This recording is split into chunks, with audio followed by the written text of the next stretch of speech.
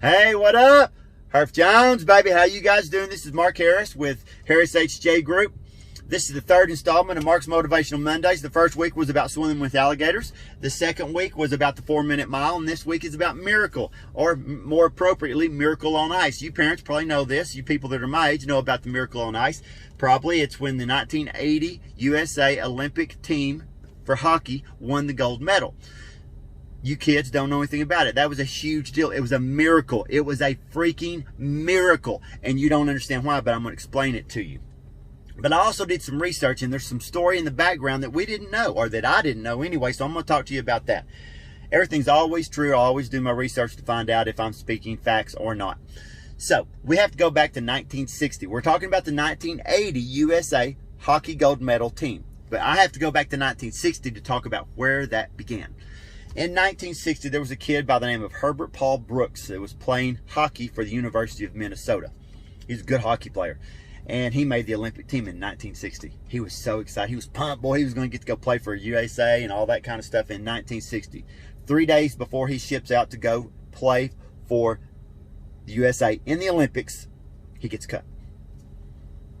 15, 16 days later, USA plays for the gold medal in the 1960 Olympics, and they win. Herbert Paul Brooks, the young man that got cut 3 days before they went, sitting on the couch watching the game with his father, and his father looks at him and says, "I guess the coach made the right decision." Wow. That's harsh, cruel. We'll talk about that later. But that motivated Herbert Paul Brooks. 1980, he gets selected as the head hockey coach for the USA team because he was coaching at University of Minnesota. He pulls together 86 amazing athletes, amazing hockey players out of colleges, and they all come to try out. And this is in the 70s. And these kids don't gel. They hate each other. They hate each other because they're rival schools. You need to also understand, back in the 70s, United States of America and Russia, rivals. We hated each other. These kids hated each other because they played against each other, and they weren't gelling. They couldn't connect. They weren't playing as a team. They weren't cohesive.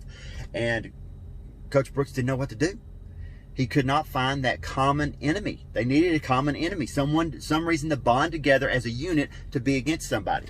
And they couldn't do it with the Olympics because they didn't see them yet.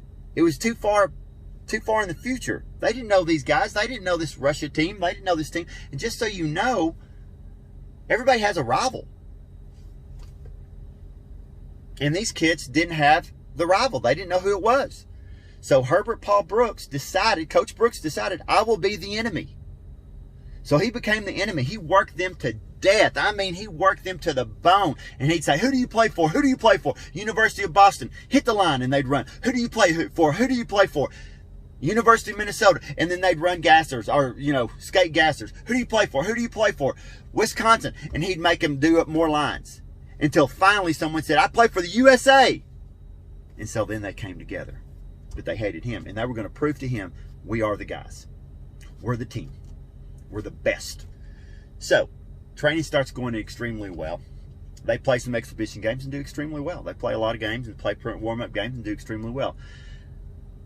You need to understand, though, Russia's team, they won the Olympics in 1968, 1972, and 1976. A year, like probably 3 or 4 months before the Olympics began, the Russian team came over and played the United States of America National Hockey League Professional All-Stars and beat their ears back. Beat them. They were the best in the world. Everybody knew Russia had the best team in the world.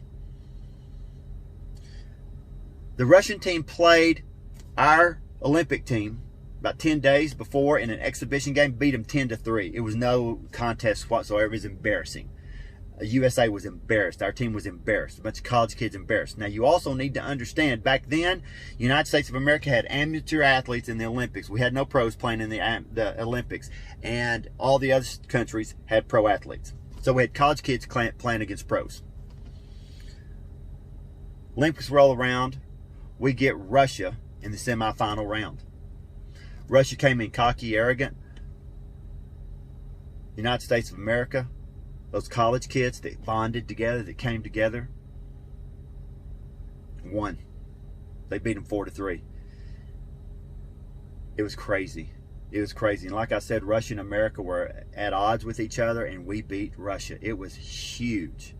People all over the country celebrating our hockey team.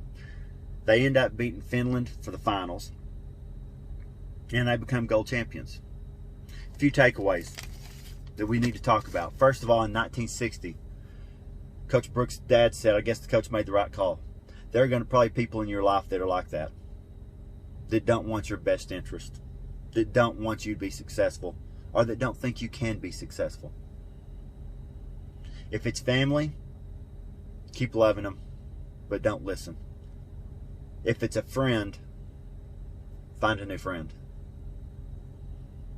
You have to have people that believe in you, and you need to believe in people that are around you. Second thing, it was a team. It was a team. They all came together as one unit, as a team.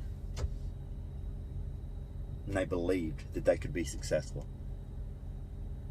I have a team around me. My family is my team.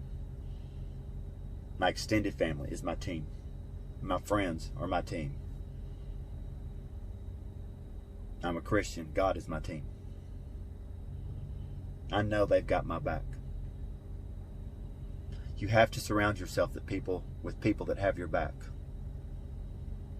And you also have to have their back. So as we go through life, surround yourself with people that have the same goals, that have the same path. Surround yourself with people that will fight for you, and make sure that you will fight for them. Make sure that you do everything you can to surround yourself with the right people, and you will be more successful. Third thing, sometimes you have to give up your identity to become part of a bigger picture. All these college kids gave up their individuality to become a part of a group. There's always success in numbers, guys. Don't do it alone. Hope you guys have a great week. Love you.